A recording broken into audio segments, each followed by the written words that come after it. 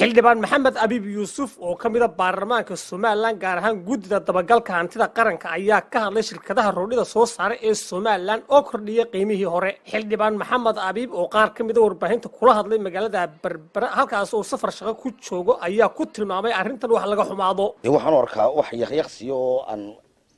sharaf iyo milgatoon aan hayn in la isku dhaarsado roodhida ma qaaleyna in la isku dhaarsado wax bilaadan aynu hore dhaqankeena ugu jiray ma laakiin de adduunyo joognaayo maalinba wax cusub oo wanaagsanna waa imanaya wax cusub oo xunna waa imanaya aad baan xalay uga naxay oo cambaareenaya golaha wakiiladu inuu waajibkiisa ka guto oo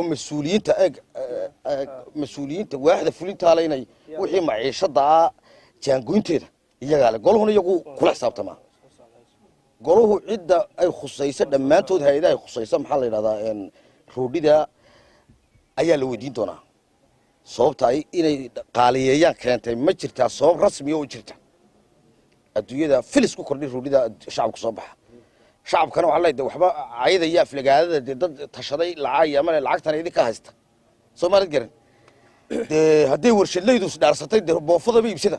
moofadii way taallay boofada liibso baabuda ma u laaman marka iyaga dadka way ma doono soo noqon doona shacabka maalinta inta lacagta haysata umada u taliso ninkii lacagta haystay ganacsadihii iyo dawladii markuu labadii xafiis ku helo wuxuu doonaa buu sameeyay waa sida kuwaas dhaarsanayo kale markasta aanu siyaasadda aaminsanay waxa weeyaan in waxyaabaha maciishada qowtal daruuriga ee shacabku cunayo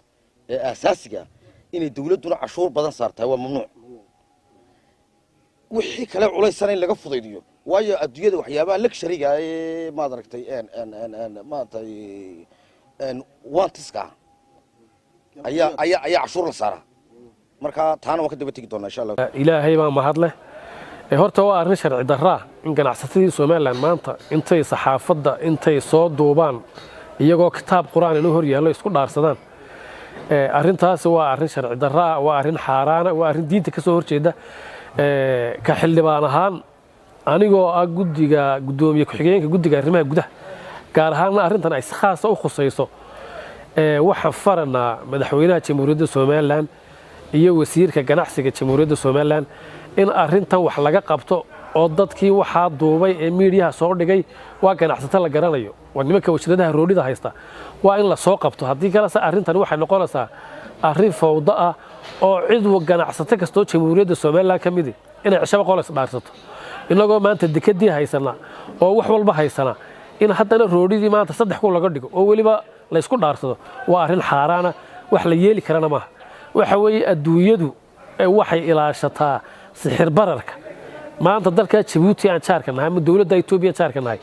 roodhida haddii hal faran lagu daro ama hal riyaal mudaharaad weyn baa ka dhacaya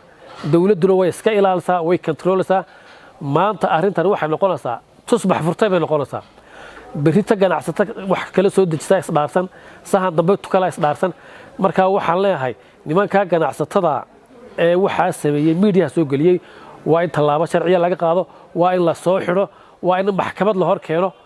waa in wasiirka ganacsiguna arrinta aanu dhayelsan ee sida ugu dhaqsaha badan leh nimanka la soo xiro haddii kale Soomaaliland waxay noqonaysaa ganacsi cid walba siday doonto ka yeesho waxa xuduna arrintani waa arrin u taalla wasiirka maaliyadda iyo wasiirka ganacsiga waxyaalahan keenaya isha dhaweyd wasiirka muxuu ahaa ganacsigu wuxuu ka hadlayay sixir bararka inay keenayso kontiinaradii wax lagu soo rarayay oo qaaliyoobay haddaba waxa loo baahan yahay in wasiirka ganacsigu si cilmiyeysan uu sheego intuu TV-ga soo fadhiisto oo dadka qanciyada oo haddii cisho walba saa la isku dhaarsado ay xaq tahay inay tani run tahay waa in arrinta wasiirka ganacsigu sida ugu dhaqsaha badan looga jawaabo inta heshiisya ganacsiga hoos loo galay ma garan karno waayo kanoo qurayno maanta arkana waxa laga yaabaa in heshiisya kale oo badan oo inaan garanaynin in hoos ahaan loo galo isla markaana qoladaasina ay wax ganacsiga lacagta ku qaaleeyaan